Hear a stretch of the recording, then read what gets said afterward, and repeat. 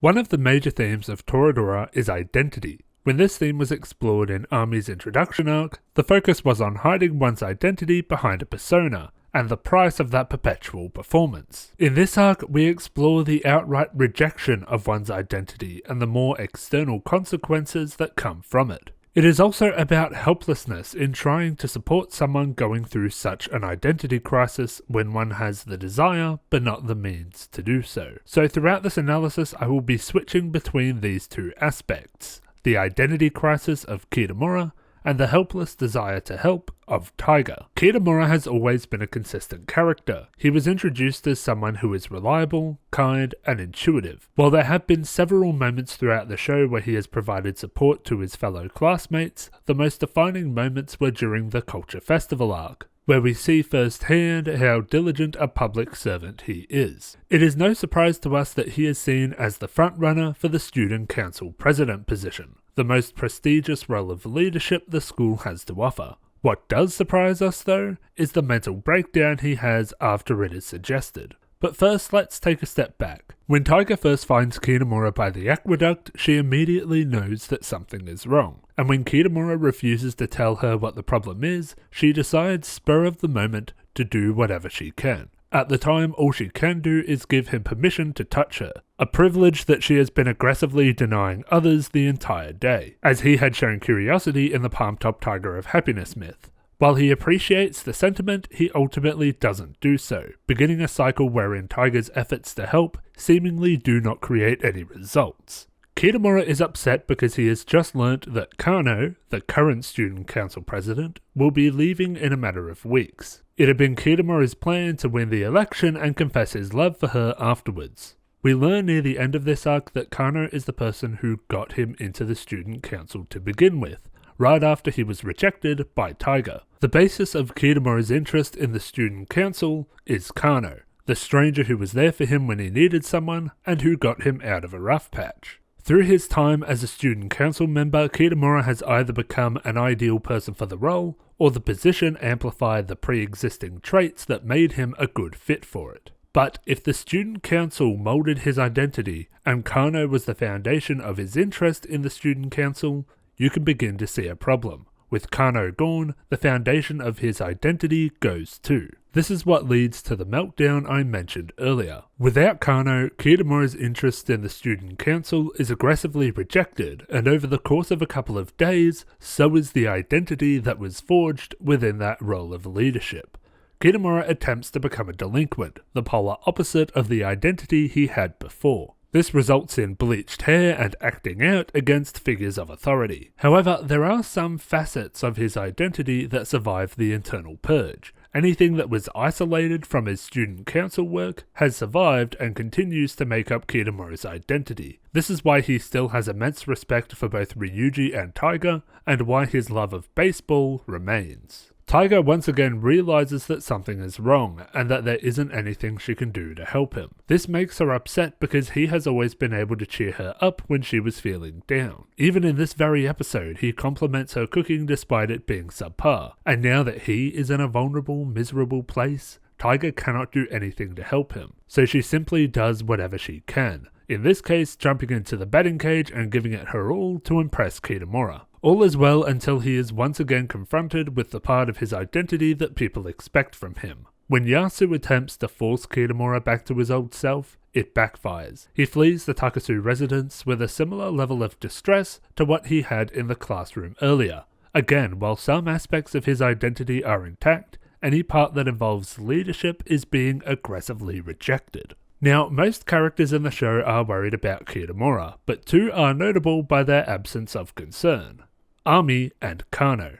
Ami's position is that this rebellious streak from Kitamura is nothing more than attention seeking, that he is simply throwing a tantrum likely over something trivial. While Ryuji thinks that she is being too hard, Minori stands up for Ami's view, stating that she has a more adult look on life and that she may very well be right, and the only one willing to call Kitamura out on his behaviour. That she still cares for Kitamura, but in her own way. We know this to be true when Ami investigates what led to Kitamura's meltdown, and the glaring eyes she gives to Kano when she expresses her disappointment in him. Kano's position is that if this meltdown and rebellion were spurred on by her leaving, then it stands to reason that he never really cared about the student council, only about her. This is why it makes sense that she would dismiss him outright. Kano is a very stern and pragmatic person who would have no trouble dropping dead weight despite any emotional attachment. And as he is now, that is what Kitamura is. Dead weight. Taiga and Ryuji know that Kitamura isn't that far gone, that somewhere along the line he did come to respect the position he held and care for the students he governed. They decide to reinvigorate that aspect of his identity by becoming a threat to the very student body he cared for.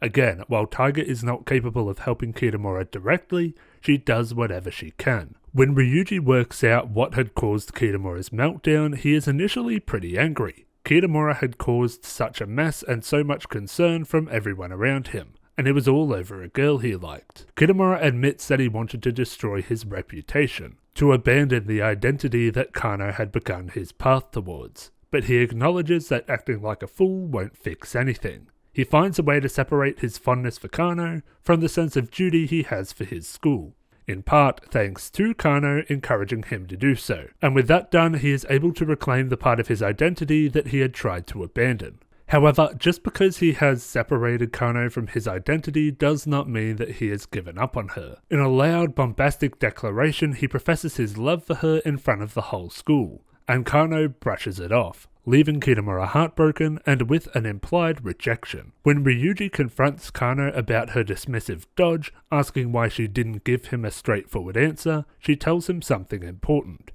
It may not seem like it now, but there's more to life than high school. The reason she uses this to excuse her dismissal will become clear soon. In the meantime, Taiga is once again in a position where she feels helpless. Kitamura is in their classroom crying, and she cannot do anything about it. She asks Ryuji to be there for him, and when she is alone, she decides, once again, to do whatever she can. She challenges Kano to a fight, as a punishment for leaving Kitamura with an ambiguous answer, and Kano, who has her own pent-up aggression, accepts the challenge. The fight itself gets downright brutal. If Ryuji hadn't been on the defensive, the brawl at his house in episode 1 would very likely have looked like this. The story doesn't progress narratively until Taiga is restrained by Ryuji, and Kano is restrained as well. Taiga commands that Kano give a decisive answer.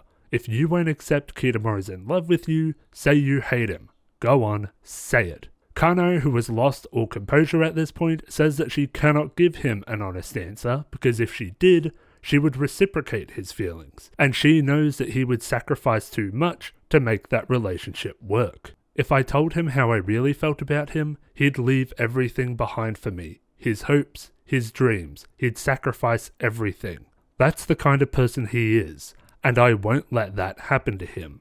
Believe it or not, I don't think that this is meant to be a compliment. I believe that this statement sums up Kitamura's biggest character flaw, the way he lets his identity get entangled in exterior sources. We know that this is true because it is what caused the entire conflict for this arc. Kitamura's identity was so wrapped up in Kano that when she was going to leave, he abandoned that identity in response. At least, this is who he was. But over the course of this arc, he has learnt to keep facets of his identity internal so that they cannot be swayed by outside factors. When he discovers how Kano feels, he doesn't pledge to follow her or give up on his life in any way. Instead, he says that he had no regrets in loving her, and through tears, seemingly lets go, ready to live his life without her, or at least the rest of his high school life. But as Kano herself said, there is more to life than high school. Taiga, despite feeling that she couldn't help Kitamura, actually accomplished one of the most important things one can do when supporting a friend going through hard times. She was a rock, a point of stability in Kitamura's life which kept him grounded and helped to shape his personality without the aspect of leadership. And better yet, she helped him come to terms with that facet of his identity by threatening everything he had worked so hard for. But in saying that, Ami was also crucial in bringing Kitamura back. Even though we never see her confront him directly, the attitude that Kitamura needed to grow up is what kept him trapped in reality. It created consequences for his actions, and that kind of accountability could have prevented more extreme methods of rebellion. These different methods could very well be combined to help a real person suffering an identity crisis like the one Kitamura faced. One that has compassion and patience, but at the same time, holds them accountable for anything they do in the meantime. Just to be clear, I am specifically referring to change in ideology, personality, or worldview. I am not talking about the kind of identity crisis that someone questioning their sexuality or gender identity would experience. To be completely honest, I'm not sure what kind of support they would need, but it's certainly something that I should find out.